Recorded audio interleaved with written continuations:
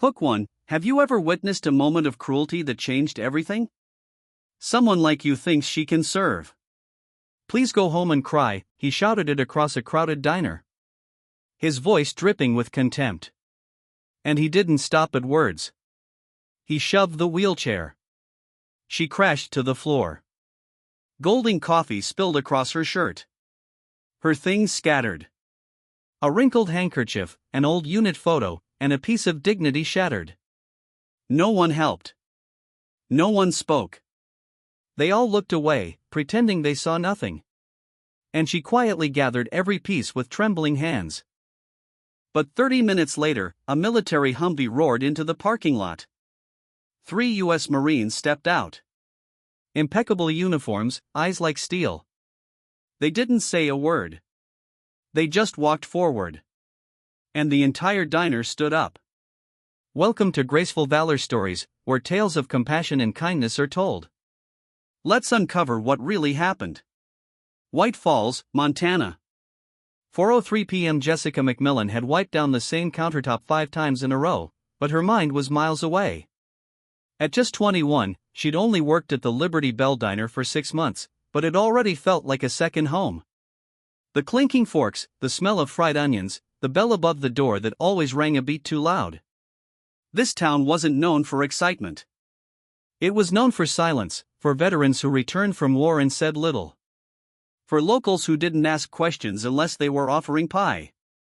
And that's why Jessica noticed her the moment she rolled in every shift. Margaret Dawson. But everyone called her Maggie. 50 years old, but her eyes carried the exhaustion of 3 lifetimes.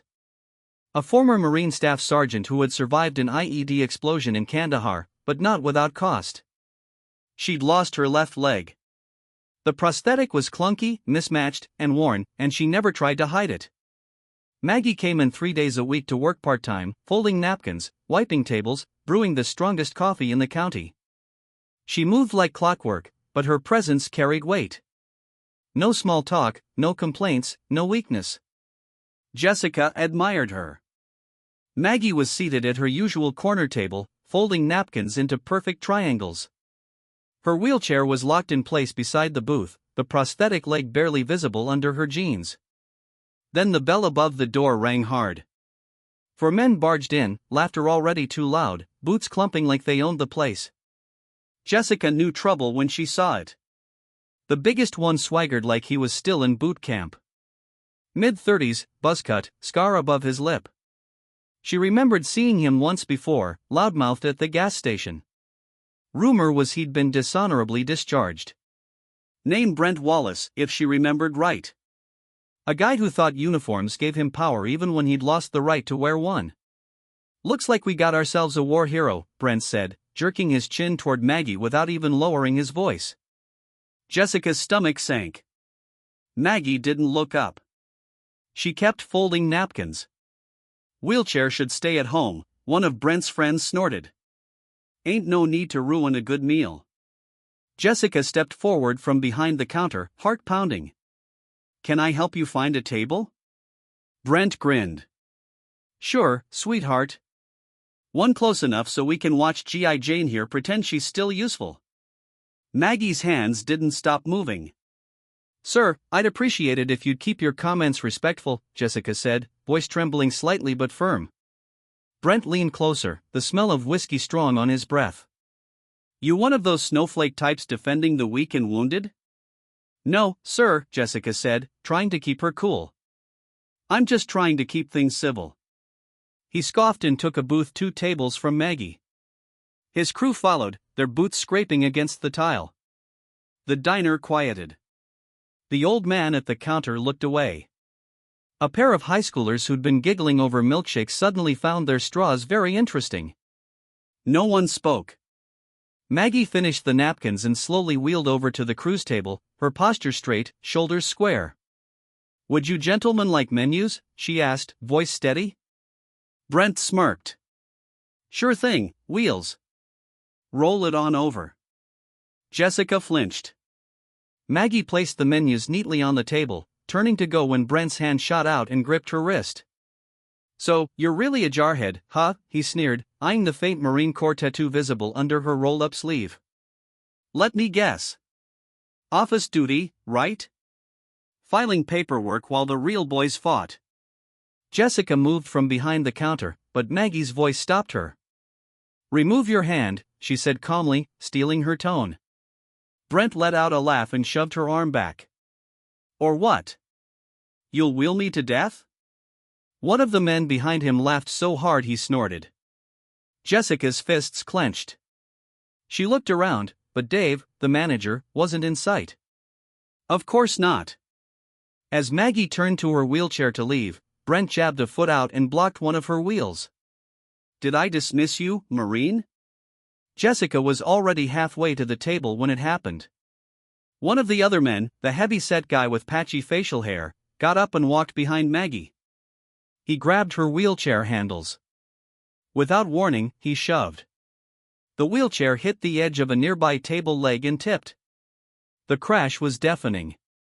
Coffee cups shattered. A tray of silverware clattered to the floor. Maggie hit the tiles hard, her prosthetic leg twisting underneath her, her body collapsing awkwardly. Time froze. Jessica's hand covered her mouth, her legs refused to move. Maggie lay sprawled on the floor. One hand braced her against the tile. The other reached instinctively for the scattered contents of her purse, a folded handkerchief, a leather wallet, and a small worn photo of her old unit now fluttering under a nearby chair. Her face betrayed nothing. But Jessica could see it in her eyes. Pain, humiliation, something deeper than either. No one helped, not even the old couple by the window. Just silence until a small voice whispered, "Dad, is she a soldier?" "Like you were." Jessica turned. It was a little boy, maybe 8, sitting with his parents near the far window. The father wore a battered jacket with Desert Storm patches. His eyes were locked on Maggie, then flicked sharply toward Brent and his gang. "Yes, son," he said after a long pause, and from the looks of it, a real one. He stood quietly, but with purpose, pulled out his phone. "I need to make a call," he told his wife. He stepped outside. Jessica finally moved. She rushed to Maggie's side, but the older woman was already pushing herself upright with mechanical precision, lifting her wheelchair with the practiced strength of someone who had done it too many times. "You okay?" Jessica whispered, kneeling beside her. Maggie nodded once. "I'm fine," but her jaw was tight, her knuckles white. Behind them, Brent let out a fake yawn. "Man, these floor shows just keep getting better." Jessica turned toward him. "You need to leave." Brent smirked. "Or what?" And that's when the door creaked open again. Jessica's breath caught. A sound rolled into the parking lot. Deep, heavy, unmistakable. A military Humvee, and 3 silhouettes emerged. The gravel outside crunched beneath thick military tires. Every head in the Liberty Bell diner turned toward the window where sunlight glinted off the tan armor of a Marine Humvee pulling into the lot. It was a beast of a vehicle. Dust streaked but unmistakably official. And its presence alone felt like gravity had shifted. The engine cut, 3 figures emerged in formation. They didn't speak. They didn't need to. First came a barrel-chested man with silver-streaked hair, cropped regulation short, his left leg dragging slightly. He walked with a cane, not because he was weak, but because he'd earned every limp. His metals gleamed from his chest like thunder under glass. Behind him, a tall young Marine pushed an empty wheelchair. His face was clean-cut, but his eyes carried weight, the kind that came from seeing too much too young. Last, a woman in captain's uniform. Her posture radiated command. The combat ribbons on her chest were not for show. Her every step seemed to demand space and silence. They walked in step. One heartbeat, one purpose. The diner went still. Brent Wallace's crew quieted mid-laugh. Jessica could feel it, the shift in air pressure, like a storm had just walked in wearing boots. The Marines didn't pause. They didn't scan the room for approval. They walked straight to the back corner to Maggie Dawson. The lead Marine stopped exactly 3 feet from her table, squared his shoulders, and raised his hand in a salute sharp enough to slice time. Staff Sergeant Dawson. Ma'am, forgive our delay. Maggie blinked, her spine straightened as instinct took over. She returned the salute crisp and proud. At ease, Master Sergeant, the older man smiled, not until this place remembers who you are. The young Marine beside him, a corporal, stepped forward with the empty wheelchair, but paused when he saw Maggie's grip tighten on hers. He stepped back respectfully. Captain Elena Rodriguez, the woman Marine, scanned the room, eyes landing on Brent and his buddies. No words, just pressure. They shrank. Jessica held her breath. It was the most powerful silence she'd ever heard. From the booth near the window, the boy who had spoken earlier tugged his father's sleeve again. Dad, those are real Marines, right? The father, still standing near the entrance, phone lowered, answered softly. Not just real, son. Those are family. Jessica's heart thumped as Captain Rodriguez turned to the staff. For coffees, black. Yes, ma'am, she stammered, turning to the coffee pot with shaking hands. At Brent's table, the 4 men now sat stiffly. Their laughter was gone. Their swagger vanished. Even the heavy-set man who had shoved Maggie was suddenly too interested in his glass. The Master Sergeant who introduced himself as Wilson remained standing beside Maggie. I received a call from Lieutenant Crawford. He said one of our own was disrespected on civilian ground. It's nothing, Maggie said quietly. With respect, Wilson replied, voice unwavering. It's not nothing. The corporal standing behind them shifted slightly. Staff Sergeant Dawson led our convoy through Kandahar when we were hit with IEDs. Saved my life and 4 others. Maggie looked up startled. Jenkins. He nodded. Still green, ma'am. But I never forgot what you taught us.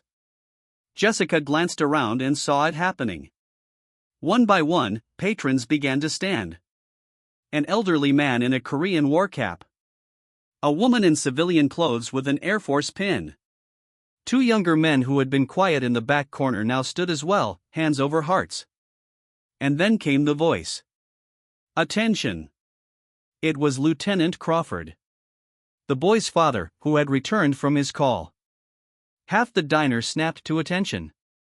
It wasn't loud. It wasn't rehearsed. It was real.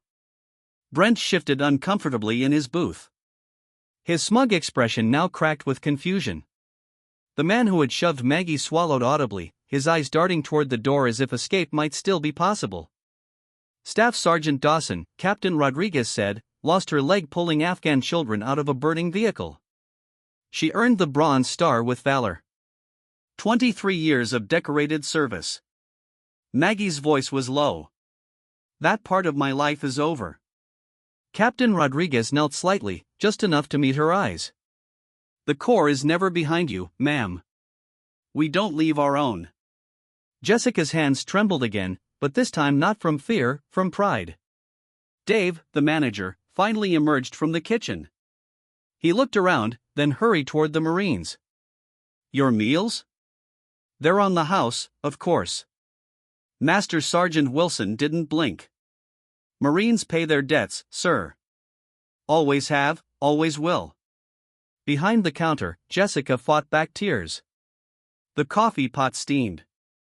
The boy, Tommy, leaned close to his dad. Can I draw her something? His father smiled. You do that, son? Maggie sat taller now. Her shoulders relaxed, but her eyes were sharper. She looked around and for the first time truly saw the room. They were standing for her. And for the first time in years, she felt seen.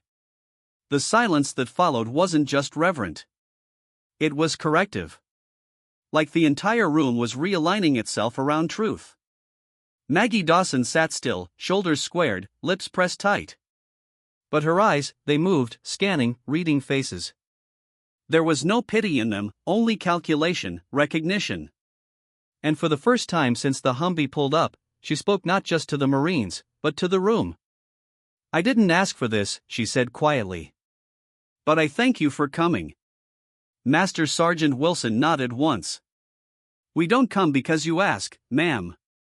We come because you're one of ours. The words landed like anchors.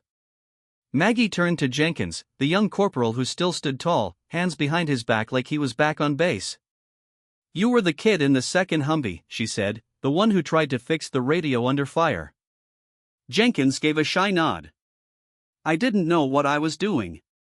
You kept your head down. That's what mattered, Maggie replied. Rodriguez smiled slightly, her voice cutting in. They told me afterward that you dragged Jenkins back after the first blast, pulled him by his flak jacket with one hand while laying down suppressive fire with the other. Jessica blinked. That wasn't in the report. The Marines exchanged a glance. The kind that said, we were there. We don't need to explain it to anyone else. Brent from his corner cleared his throat loudly, but it wasn't defiant anymore. It was nervous. He leaned over to whisper something to one of his crew. The man nodded, half standing like he was about to leave. But Master Sergeant Wilson turned, and his voice, still calm, froze him in place. Sit down. Brent glared at him. You can't tell us what to do. We're civilians. You shoved a disabled veteran out of her wheelchair, Wilson replied, gaze never blinking. In front of witnesses. In my book, that's assault. Call a cop then, Brent sneered. Jessica's voice rang out before she could stop herself. Already did. All eyes turned to her. I called them right after she hit the floor, she said, holding up her phone. They're on their way. Captain Rodriguez turned toward Jessica. Her expression didn't change, but her eyes softened slightly. Smart, she said. Maggie turned her wheelchair slightly to face Jessica. You called them? Jessica swallowed. I couldn't just stand there. Something flickered in Maggie's expression, like a crack forming in stone. Thank you. Just then, the diner door opened again. 2 police officers stepped in, their eyes immediately catching the awkward, tense arrangement of the room. Standing patrons, uniformed Marines, and a table of grown men shrinking in their booth. Jessica didn't even have to explain. She just pointed to Maggie. The lead officer, Sheriff Halden, had served in the National Guard himself. His eyes flicked to the prosthetic leg, then to the overturned chair that Jessica had quietly placed upright again. He walked over slowly. Maggie, he said quietly. You okay? I'm fine, she said. But they're not. Brent jumped up, hands raised. This is ridiculous. We were just messing around. It's a misunderstanding. Holden looked at Master Sergeant Wilson, then at Captain Rodriguez, then back at Brent. Step outside. All of you. As the 4 men left the booth, heads down, Jessica noticed the air get lighter, like someone had finally cracked open a window. Maggie let out a slow breath. Jessica stepped closer. They won't be coming back. Maggie didn't answer. She was staring at the photograph that had been returned to her earlier. The faded one of her old unit, edges worn from years, in her wallet. Jessica sat at the edge of the booth cautiously. That's your team? Maggie nodded. Do you miss them? Maggie's eyes didn't move from the photo. Every day. Jessica hesitated. What happened? If you don't mind me asking? A long pause, then quietly. 2 survived. One's in Florida. One teaches high school in Kansas. The others, they stayed in that valley, buried by the blast. Jessica didn't know what to say, so she said nothing. That felt like the right answer. Captain Rodriguez broke the moment. We booked a motel down the street for the night. We'll be back here tomorrow for lunch, if you don't mind us joining. Maggie looked up. That depends on what. Are you buying? Maggie said, her voice dry, but with the faintest smile. Rodriguez grinned. You know damn well we are. Master Sergeant Wilson placed a small business card on the table. There was a handwritten number on the back. You ever feel the weight's too much? You call. Doesn't matter the hour. Jessica stared at the card as if it held more than ink. Because it did. It held a promise. Outside, the sound of a police cruiser faded as Brent and his group were driven away. Inside, a new sound emerged. Chairs scraping gently as patrons returned to their seats. But this time, many sat closer to Maggie's corner, and not one person sat in Brent's old booth. It was just past 6:15 p.m. when the last hint of sunlight dipped behind the jagged Montana ridge line. Inside the Liberty Bell Diner, the atmosphere had shifted. Not just quiet now, but reverent. Patrons who had once ignored the scarred woman in the corner booth now leaned subtly toward her. Not intrusively, not with pity, but with something closer to respect. Even Dave, the diner's manager, had traded his worn ball cap for a clean button-up and now moved with a different energy. Not one of fear, but of correction. He'd made a mistake. He knew it.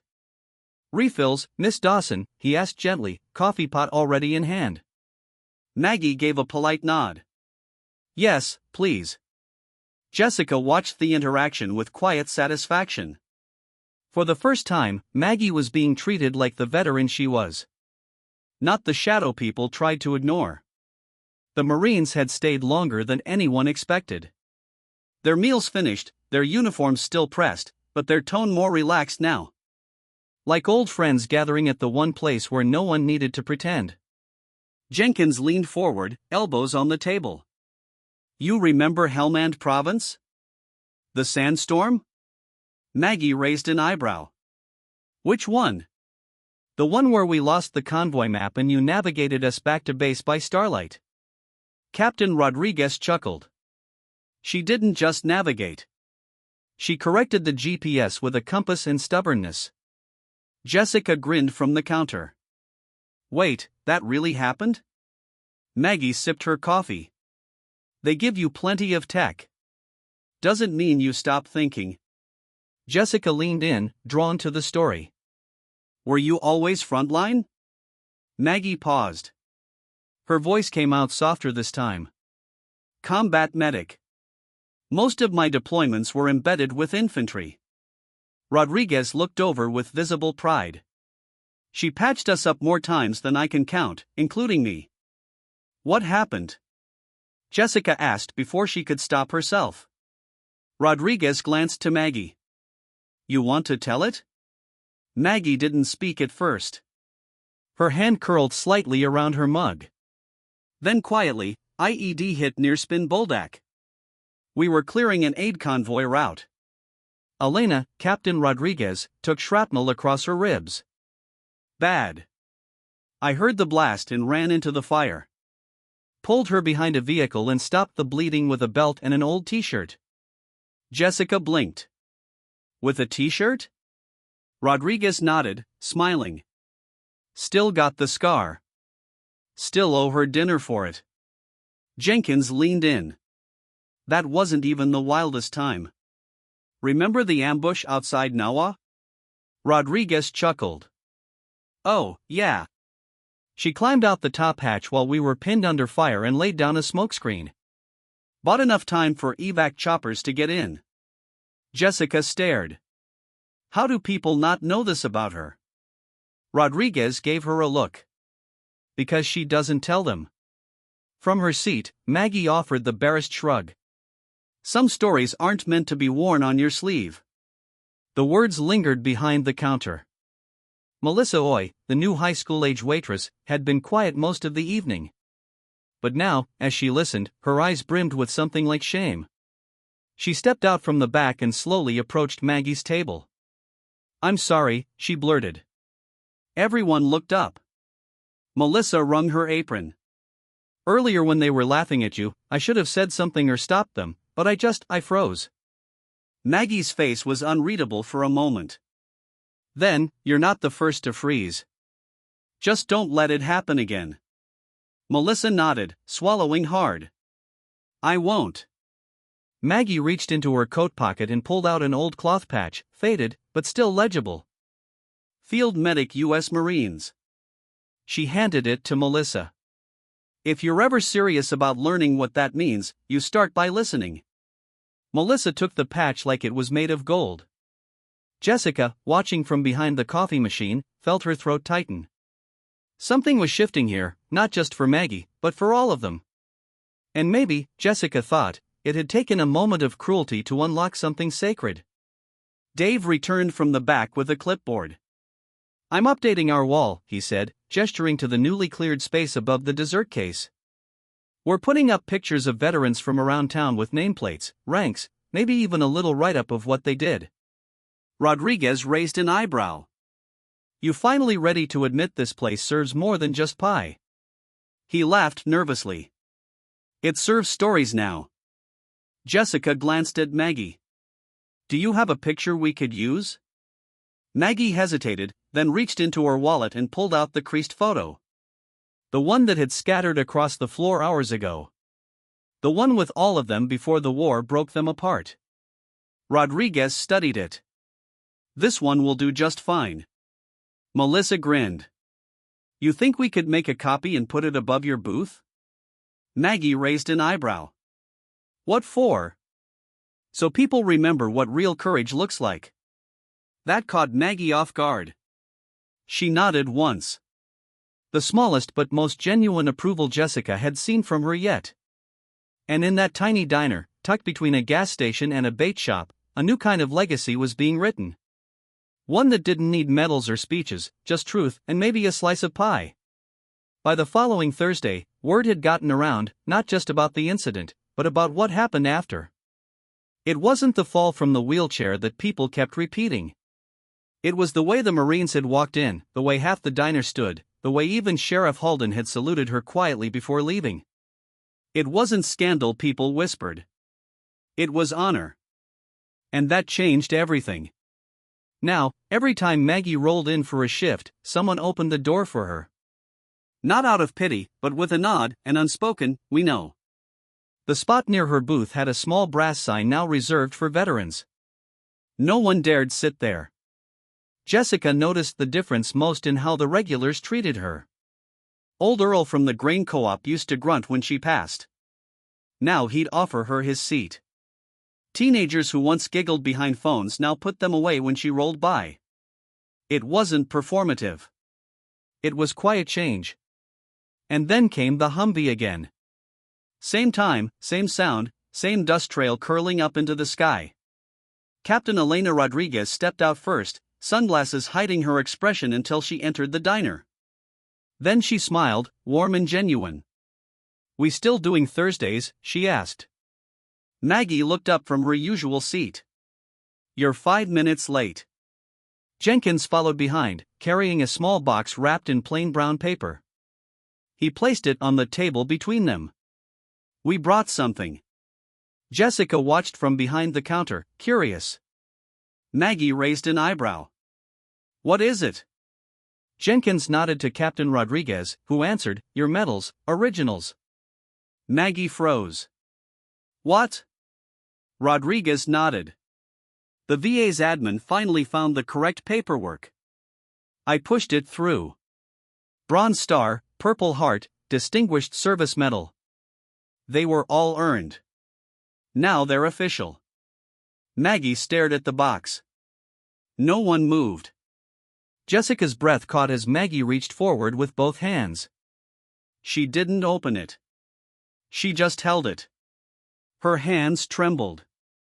Jenkins lowered his voice. "You always said the work mattered more than the medals, and we believe that. Still do." But Captain Rodriguez added gently, "There's nothing wrong with letting people see the truth." Maggie didn't cry. She never did. But Jessica saw it. The flicker in her expression, the deep breath, the way her shoulders lifted slightly as if a piece of invisible weight had been set down. Melissa came over quietly with coffee. She set it down in front of each Marine and paused by Maggie. "Can we frame them?" Maggie glanced up. "The medals," Melissa clarified. "Next to the picture on the wall."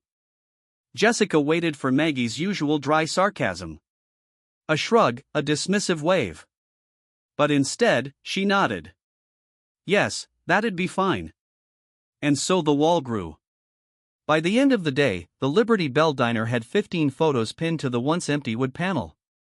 All veterans from town, young and old, with names, ranks, and years of service. Maggie's picture sat at the center. Beneath it, a velvet shadow box now housed her medals. People began to come not just for food, but to read, to learn, to honor. That Saturday, a woman from the high school stopped by. "I heard what you did for that recruit," she said to Maggie. "And I was wondering, would you speak to our senior class about your time in the service?" Maggie almost refused, but something inside had shifted. "If they'll listen," she said, "I'll speak." Word spread. The school set up chairs. The gym packed out. Jessica went too. So did Dave. Even Earl from the co-op showed up in a clean flannel and pressed jeans. Maggie sat at the front, her wheelchair flanked by the same Marines who stood for her days ago. She didn't talk about blood or pain or medals. She talked about discipline, about teamwork, about what it meant to keep going when no one was watching. And when she finished, the room stood again. Not because they were told to, but because they understood. The next Thursday, Tommy, the little boy from the diner, returned with his father. He handed Maggie a drawing, crayons on thick paper. It showed a woman in uniform sitting in a wheelchair holding medals in her lap. Behind her stood 3 Marines. Above it all was a sun, bright yellow, and the words, "Real heroes never stand alone." Maggie smiled for real that day. Not just a polite curl of the lips, but a full real smile. Jessica caught it. Melissa teared up. Something had healed. Something was still healing.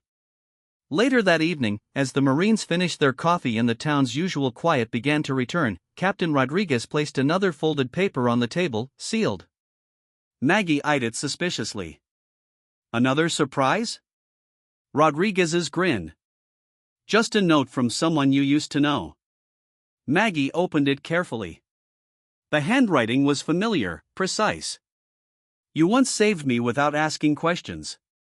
Now I return the favor. R." Her hand paused on the signature. Rodriguez offered no explanation. Jenkins just smiled. And outside the Humvee waited, ready to take them home or wherever duty called next. But for Maggie Dawson, home had finally begun to feel like what it once promised to be: safe, seen, and standing, even when sitting. By mid-April, the Liberty Bell Diner was no longer just a roadside pit stop. It had become something else entirely, a kind of living memory for the town's veterans.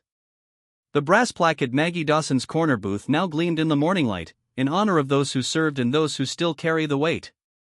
Above it, her photograph had been enlarged, framed in dark walnut. The medals rested beneath in a case lined with navy velvet. But more than that, the walls had grown. Dozens of photos now lined the perimeter of the diner. From black and white portraits of World War II soldiers to faded snapshots from Iraq and Afghanistan, every branch of the military was represented. Customers would pause before they sat down, scanning the faces like they were flipping through pages of living history. Jessica had started adding names and stories underneath each one. She printed them on parchment paper and slid them into brass holders below the frames. Dave offered a discount to veterans. No fanfare, just a quiet line on the menu. "If you've worn the uniform, we cover the coffee." Melissa had taken it one step further. She'd begun recording interviews, short chats with the veterans who came in. She stored them on a laptop Dave bought for her and planned to create a digital archive. She called it Voices of White Falls. "I want people to hear them," she told Maggie one evening. "Not just see a photo. I want them to know what you all carried." Maggie just nodded. She didn't like talking about herself, but she liked what Melissa was building. And then one evening, everything changed again. It was a quiet Tuesday. No Marines, no speeches, just Maggie folding napkins between shifts while Jessica restocked creamers. The doorbell jingled and a man walked in.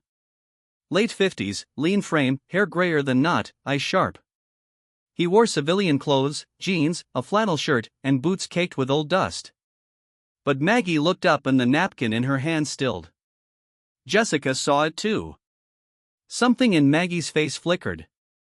Not fear, not anger, shock. He approached slowly. "Hello, Margaret." Maggie didn't speak. "Didn't think I'd find you in a place like this," he said softly. Still no answer. He reached into his coat and pulled out a folded envelope, placed it on her table. "I'm not staying long," he said. "Just needed to look you in the eye." Jessica didn't move. Melissa stood frozen behind the pie display. Maggie finally spoke, her voice low. "You died in Helmand." The man, tall, solemn, let out a breath that was more like a confession. "Everyone thought I did." "You were listed as Kia," Maggie said. He nodded. "I let it stay that way." Jessica's mouth opened, then closed. She felt like she was watching a private ghost walk through someone's front door. "Why?" Maggie asked. The man's eyes dropped. "Because I couldn't face it." "What happened?" "What I left behind." A long pause. Then Maggie said, "We buried an empty box." He nodded again. "I know." No one moved. Finally, Maggie picked up the envelope and opened it. Inside was a photo, their old unit, the same one she had in her wallet, but this one had a message scrolled on the back. "You were the spine. I was just the noise." Our. Jessica stepped away to give them space. When she returned minutes later, the man was gone and Maggie was crying silently, head bowed, shoulders shaking.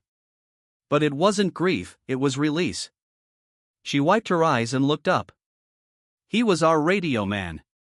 We thought he died in that second blast. We never found a body, just his helmet." Jessica sat beside her, not saying anything. Maggie looked at the photo again. "Turns out some ghosts come back." That Thursday, the Marines returned, not just for coffee this time. They brought something bigger. Master Sergeant Wilson had arranged a ceremony. Informal, but powerful. They didn't wear dress blues, just their service uniforms and boots that still carried the sand of faraway places. The diner closed early, chairs were moved. Locals filed in quietly, many with flags tucked into shirt pockets or medals pinned to lapels. Jessica stood behind the counter, heart racing. Rodriguez approached the microphone.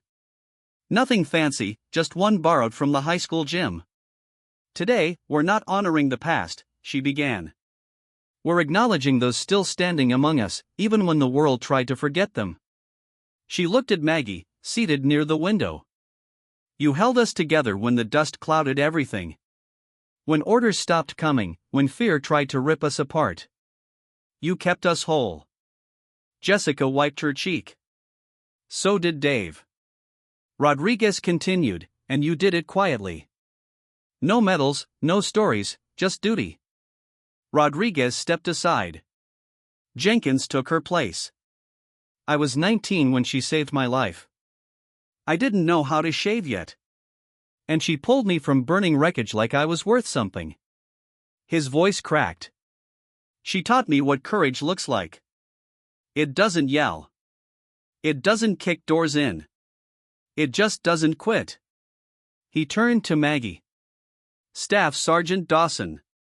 We remember and we will keep remembering. Every Thursday, every time someone pours a cup of coffee and sits in your booth, we'll know." The crowd stood again.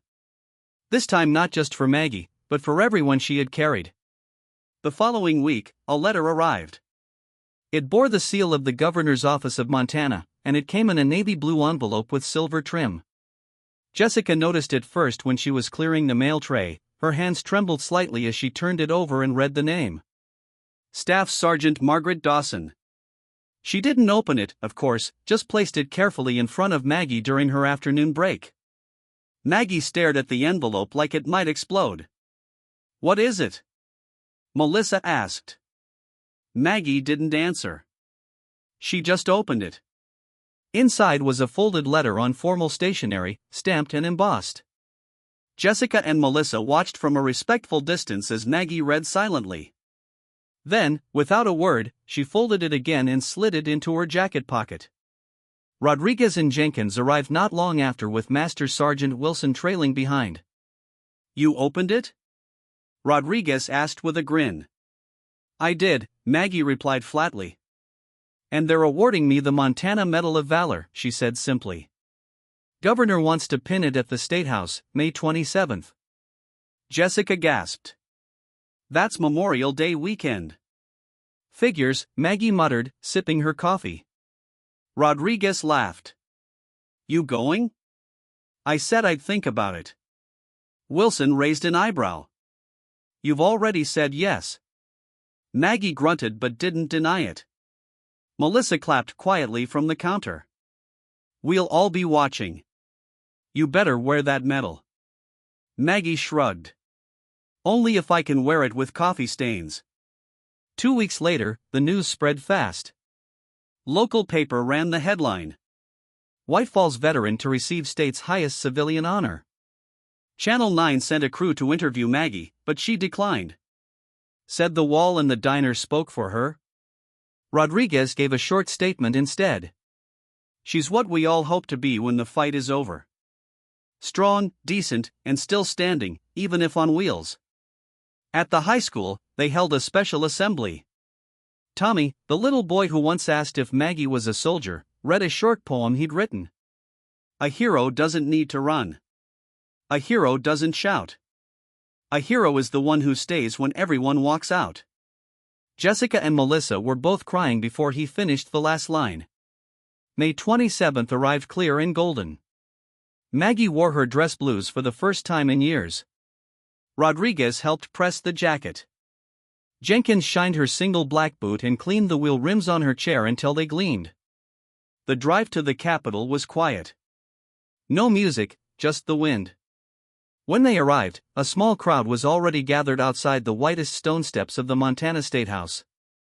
Veterans, families, reporters, and tucked near the front, the entire staff of the Liberty Bell Diner, standing shoulder to shoulder in matching navy aprons. Jessica waved wildly. Melissa held a sign that read, "She served us all." Maggie wheeled up the ramp slowly, her spine straight, her jaw set. She didn't need help. She never had. The governor himself stepped forward on Wishford, placing the silver medal around her neck as the crowd rose to its feet. In that moment, with the flag behind her, with sunlight catching every crease of her uniform, Maggie Dawson was no longer invisible. She was a symbol, a reminder that dignity doesn't fade with age or injury. That valor is not in how loud you speak, but in how long you endure. When she returned to White Falls, the diner was waiting. Inside, someone had hung a new sign beside the original one. Every Thursday, coffee with Maggie underneath smaller, honor never retires. That night, the diner was fuller than ever. Even tourists stopped in having heard the story online. Some just to shake her hand, some to leave notes, some to sit in silence and take it all in.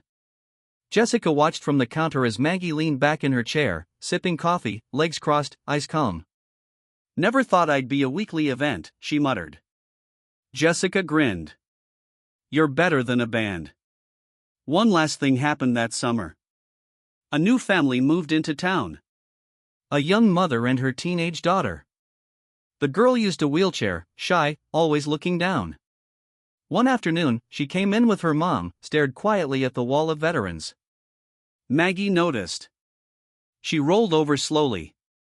You served? Maggie asked. The girl blinked. Me? No, ma'am. Just had surgery. Long recovery. Maggie nodded. Then you know what it means to fight. The girl looked up. A long moment passed. Then Maggie reached into her jacket pocket and pulled out the extra patch. Field medic. Carry this. She said, it's not about where you served. It's about how you carry what you've been given. The girl took it like it was something sacred. And that was how it continued. Not through speeches, not through medals, but through moments, through coffee, through courage, through every person who walked into the Liberty Bell Diner and saw not just Maggie Dawson, but the thousands like her, seen, heard, remembered forever. In our darkest moments, kindness still finds a way. Often in the quietest places, not everyone who helps wants recognition. Some just need to know that today someone isn't going hungry. And sometimes that alone is enough to change a life. You may forget the story, but if no one retells it, history stays silent forever. Subscribe to Graceful Valor Stories, where justice is honored, kindness is remembered, and no act of quiet heroism is ever lost.